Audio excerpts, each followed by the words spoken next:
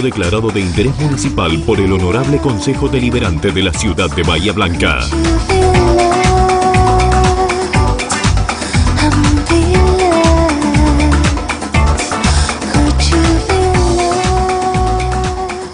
Buenas tardes, bienvenidos a un nuevo encuentro de arquitectura paisajista, comenzando una nueva estación del año. Le vamos a dar la bienvenida en nuestra ciudad al invierno, este invierno bahiense que en particular en el día de hoy nos sorprende con un día un poquito amenazante de lluvia sobre nuestra ciudad. Paisaje soñado el que tenemos aquí. Tamarisco, espinillo, caballos, un sueño el lugar en el que estamos ubicados, aquí muy cerquita de la ciudad de Bahía Blanca. Vamos a comenzar hablando de diseño y en particular vamos a hablar de un diseño en Barrio Parque Patagonia, un diseño que corresponde a la autoría del arquitecto paisajista Horacio Migleri.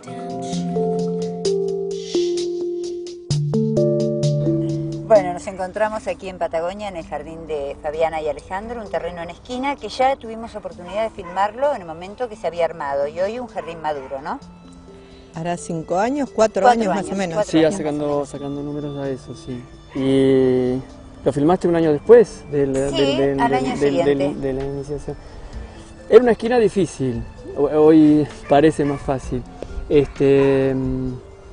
Donde, bueno, tocó trabajar sobre una arboleda existente, muy añosa, es la que vemos, que al fin y al cabo era la que armaba la estructura espacial. Así que el jardín en esquina es un jardín complejo y es un lote grande, por suerte. Tal es así que la arboleda forma parte de un gran conjunto, en este caso de pinos. La arquitectura está retirada, pero la sorpresa era que hasta ahí estaba todo bien. Tenía mucho espacio para diseñar, pero la sorpresa era los perros. Exactamente.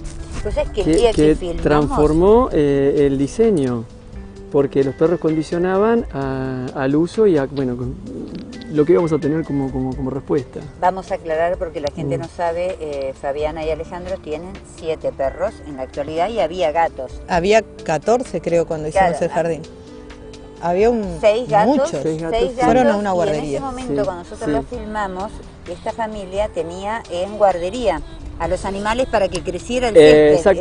Exactamente. Pero junto con el diseño de jardín inmediatamente vino el diseño de un canil. Y ese canil tenía características muy particulares, tal es así, era muy interesante, que como estaba tan cerca o pegado a la arquitectura, se tomó parte de la calefacción para darle temperatura a los caniles. Era muy linda esa parte. Y los perros eran perros de la calle que ellos con mucho amor los habían juntado, los querían criar y los querían tener. Condición sine qua non, primero los perros, después el jardín. A ver, ahora tocamos el tema de la pradera. ¿Cuántos camiones se llenó de tierra para...? Y aproximadamente, sí, 30 camiones. 30 camiones, sí. Nos llevó tiempo. Los dibujitos eran lo más por acá, lo más por allá. Bueno, cuando empezó a nivelar, no terminamos más de entrar camiones porque los necesitábamos para poder sostener, porque había algunos bajos. La casa está hecha bastante. La casa estaba muy elevada, tal es así que luego había la intención de un acceso de automóvil y era la oportunidad para hacerlo, que no se pensaba si iba a dejar para más adelante. Con respecto a la entrada de automóvil, hablemos un poquito de esto, de la forma que tiene esta entrada de automóvil. La forma había que vincular la entrada en sí, donde estaba planteada, y llegar con el automóvil hasta la galería. Bueno, arreglátela. Por lo tanto, con la maniobra del radio de giro se dibujó la huella. Una maniobra muy cerrada, pero no había otra manera de llegar hasta ese sitio recorriendo la menor distancia posible. Bueno, hablemos un poco de cómo se generan los volúmenes en cuanto a especies vegetales y cómo se manejó el diseño y en tu caso también la tarea de realización, ¿no? No, el tema era acá, Horacio en el diseño estaba condicionado al riego, al agua de perforación. Al riego, a tener una gran pradera, a que a su vez se divida en este famoso sendero que decíamos del vehículo, nos divide en 2 sectores, pero por suerte, que después habría que enfocarlo, la altura de los pinos añosos que tenemos es como que hacía un solo espacio, la orientación del sol, porque había que trabajar con este efecto de luces y sombra que dan los árboles añosos, cerrar las vistas con todo lo que es el cerco perimetral, porque estás en una esquina Sí. muy transitada. Y muy ventoso. Muy ventosa, y fíjate, ya pasaron tantos años y sigue estando la ayuda de la tela de lo que es la media sombra. Exacto. Se enfatizó más bien sobre el detalle de la piscina, que la piscina también era divina. amplia, era muy interesante. Excelente diseño de la piscina. Muy interesante, sí. Y ahora que estamos en este sector, ahí hablemos un poco de cuando vos lo diseñaste. Yo recuerdo en esa charla que tuvimos allá por entonces, Ujú. pensaste en el caso de Alejandro, que le gustaba leer, y lo imaginaste en un lugar diferente dentro de esa pradera. Bien, sí, es cierto. La idea era armar un círculo.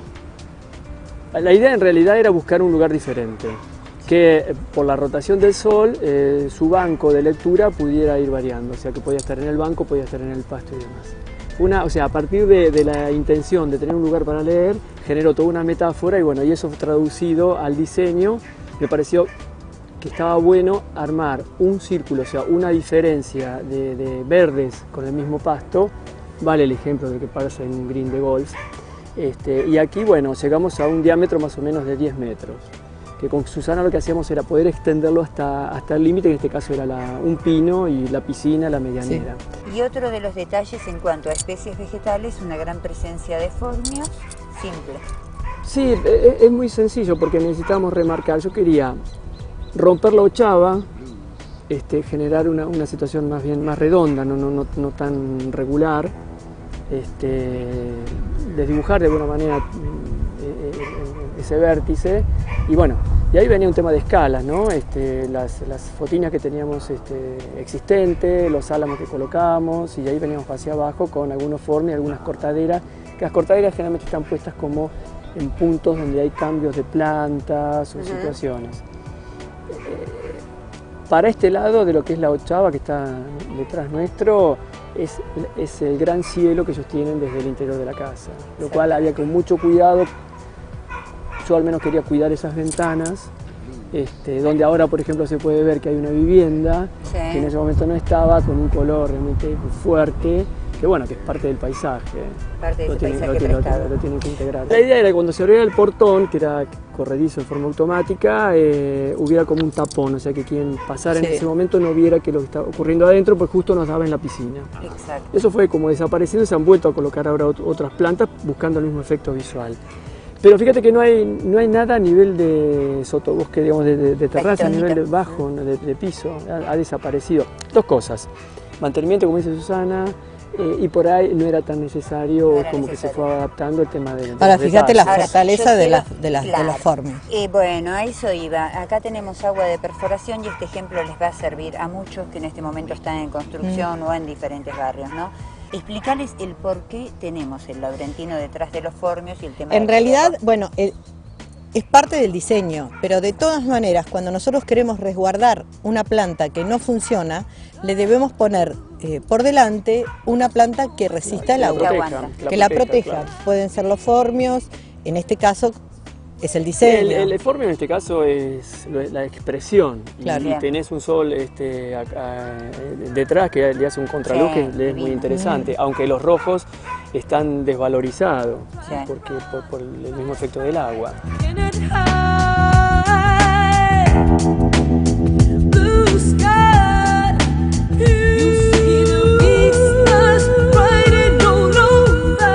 Recuerden que el arquitecto paisajista Horacio Miglerina estará dando unas clases, unas clínicas de paisajismo durante el mes de julio y agosto aquí en la ciudad de Bahía Blanca. Son seminarios en los cuales ustedes absolutamente van a comprender toda la disposición espacial del área del parque, el jardín, el lugar que usted vaya a diseñar. La información de este curso en el teléfono que aparece debajo de pantalla, como así también en nuestra página web www.arquitecturapaisajista.tv, a través de Facebook, Arquitectura Paisajista, o en el teléfono de producción del programa. Momento ahora de hablar de especies vegetales, y en este caso vamos a hablar de árboles. Iniciamos un camino junto al ingeniero agrónomo Norman Disek, un camino interesantísimo, tan interesante como el camino que este profesional ha desarrollado dentro de esta ciudad, dentro de la ciudad de Bahía Blanca.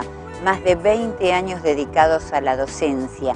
Si nosotros decimos Norman Disek, tengan por seguro que con cualquiera sabe todo lo que este profesional ha hecho por nuestra ciudad, y ojalá, más allá del cargo que cumple en patrimonio urbano, en patrimonio verde urbano de la ciudad específicamente, ojalá todos nosotros podamos algún día agradecerle a Norman lo que ha hecho por esta ciudad. Les decía que veníamos en el camino de hablar de arbolado y del plan director de arbolado urbano. En este caso vamos a conocer la ficha técnica de Celtis.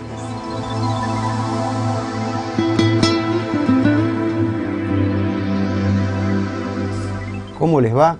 Bueno, hoy una vez más acompañándolos desde Arquitectura Paisajista para seguir comentando el trabajo que se está haciendo en el Departamento de Planeamiento Urbano sobre el Plan Director de Arbolado Urbano.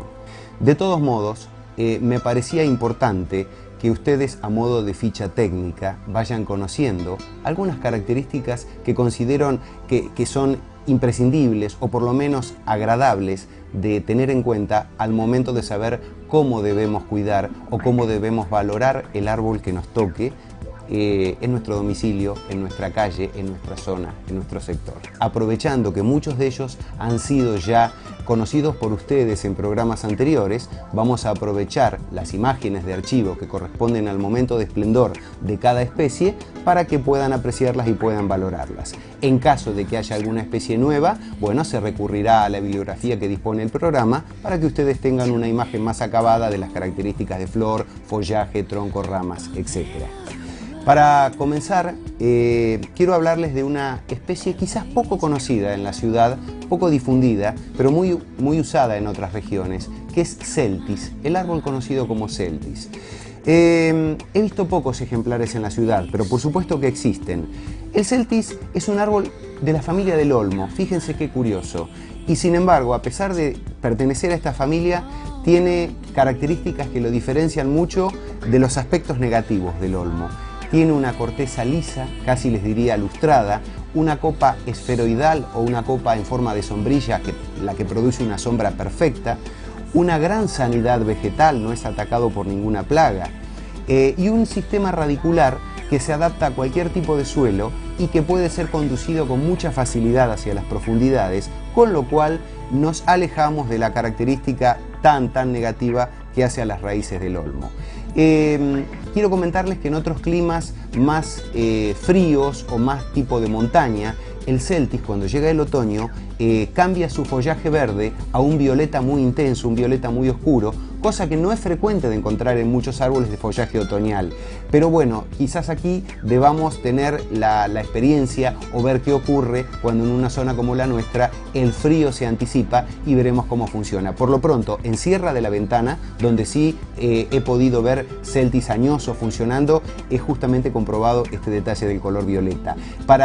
Si quieren ver alguno más o menos en un área céntrica que lo puedan identificar, acuérdense que ahora seguramente lo van a ver sin hojas.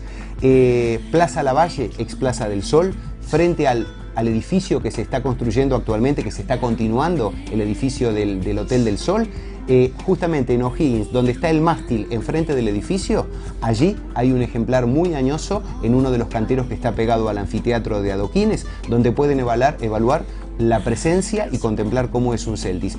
Por último, para hablar de este árbol, acuérdense que es para lugares grandes, no es para colocar uno por más de un frente de 10 metros y no le gusta la poda. Cuidado, acuérdense siempre lo que yo digo, la poda está prohibida por ordenanza municipal, pero hay árboles que la toleran mejor que otras. Al Celtis no le gusta que lo poden.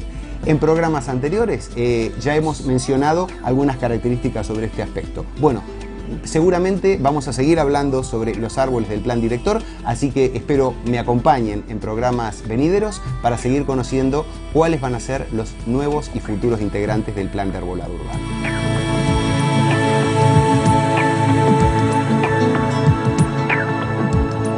Luciano Dutari, Antigüedades y Modernidades, Sarmiento 1389.